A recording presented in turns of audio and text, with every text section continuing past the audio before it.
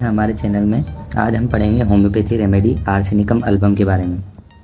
Arsenicum album जो है वो एग्ज़ाम में पूछी जाती है 10 मार्क्स में, और इसके कुछ टॉपिक्स जो है वो 5 मार्क्स में भी पूछे जाते हैं। उन टॉपिक्स के लिए आप हमारे चैनल को सब्सक्राइब कर सकते हैं। हम उन टॉपिक्स के ऊपर वीडियो लाने वाले हैं। आर्सेनिकम एल्बम का कॉमन नेम जो है वो है white oxide of arsenic, formula AS2O3, prover Hahnemann. Introduction जो है, arsenic is a deadly poison, fatal dose is 2 to 4 grain. Arsenic एक बहुत पॉइजन है, बहुत जहरीला, और उसका जो फेटल डोज होता है वो 2 to 4 गेन उसका फेटल डोज हो जाता है। फिजियोलॉजिकल डोज में अगर अपन इसको देते हैं तो ये वॉमिटिंग प्रोड्यूस करेगा, पर्जिंग प्रोड्यूस करेगा, ग्रेट प्रोस्टेशन प्रोड्यूस करेगा due to excessive secretion from GIT। Excessive secretion from GIT ये उल्टी प्रोड्यूस करेगा। ठीक है, जो इसका आर्सेनिक का जो पेशेंट होगा वो बहुत ज़्यादा थका हुआ होगा। किस कारण से? क्योंकि उसको बहुत ज़्यादा उल्टी हो चुकी होगी, या तो फिर उसको डायरिया होगा, इसी के कारण वो बीमार भी होगा।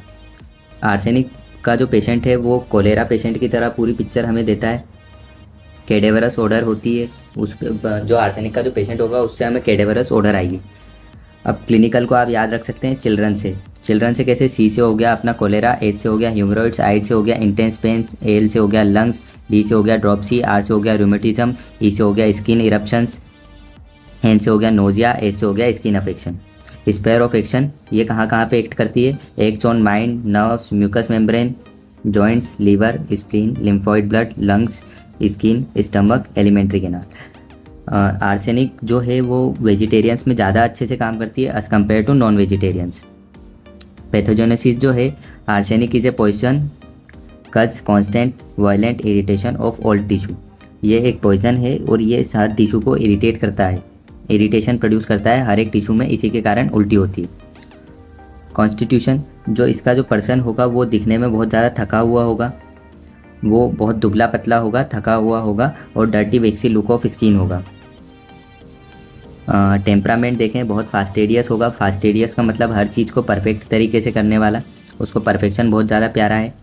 Everything wants to be neat and clean and in order.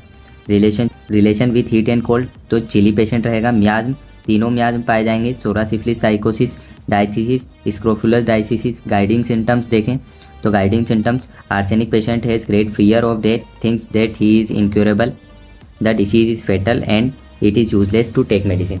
Arsenic का जो पर्सन होगा उसे ग्रेट फियर ऑफ डेथ रहेगा, और जो उसे ऐसा लगेगा कि उसकी जो डिसीज़ है वो इनक्योरेबल है और उसकी जान जाने ही वाली है, तो मेडिसिन लेने का कोई भी फ़ायदा नहीं है। Useless to take medicine. Mentally जो पर्सन होगा वो बहुत ज़्यादा रेस्टलेस होगा, फिजिकली वो बहुत ज़्यादा वीक होगा, तो वो मूव ही नहीं कर पाएगा। Mentally restless but physically too weak, exhausted to move about. Burning pain relieved by heat, except in head. The patient wants to keep his body in hot room but head in refrigerator.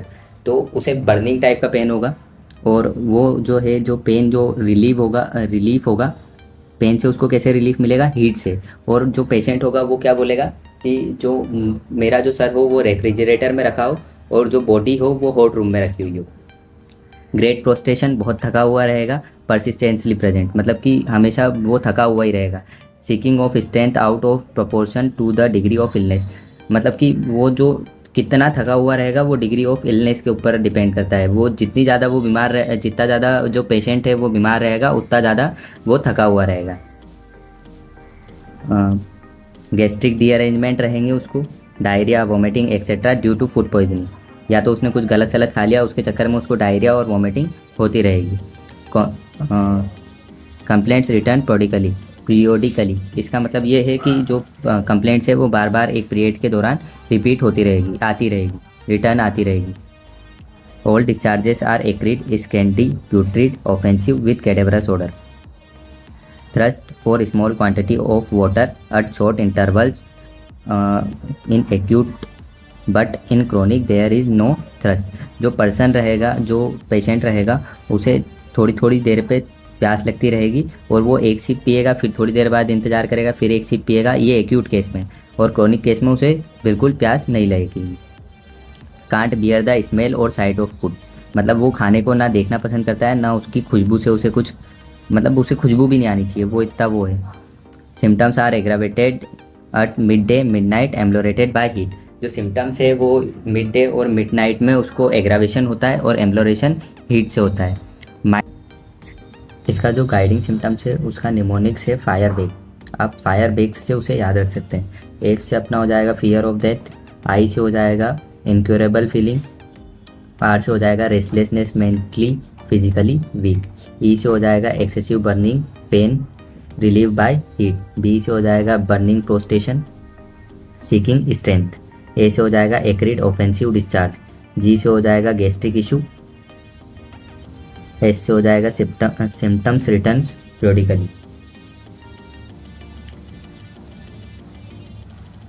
Mind arsenic person जो होगा वो depress रहेगा, irritable रहेगा, extremely restless और anxious रहेगा।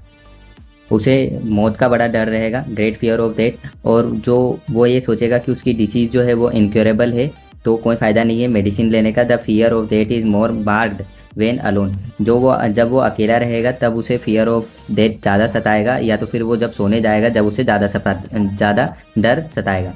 He is extremely fastidious, want everything in order, neat and clean, even a picture hanging on a wall slightly tilt must be adjusted। वो person इतना फास्टेडियस रहेगा कि अगर कोई सी पिक्चर थोड़ी सी टिल्ट भी है दीवार पे लगी हुई उसको दिख गई जो थोड़ी सी टेढ़ी है तो वो पर्सन उसे जाएगा ठीक करेगा। Weak memory due to confusion, उसके दिमाग में बहुत सारी चीज़ें चलती रहती है, उसकी वजह से उसके कन्फ्यूजन होता है, उसकी वजह से उसकी मेमोरी जो होती है वो वीक होती है। ही डिसाइड टू कमिट सुसाइड, वो इतना ज़्यादा इन सब चीज़ों से परेशान हो चुका होता है कि वो के बारे में सोचता है। Aversion to meet people even with his nearest ones because he imagines that he has offended them but knows not how when where।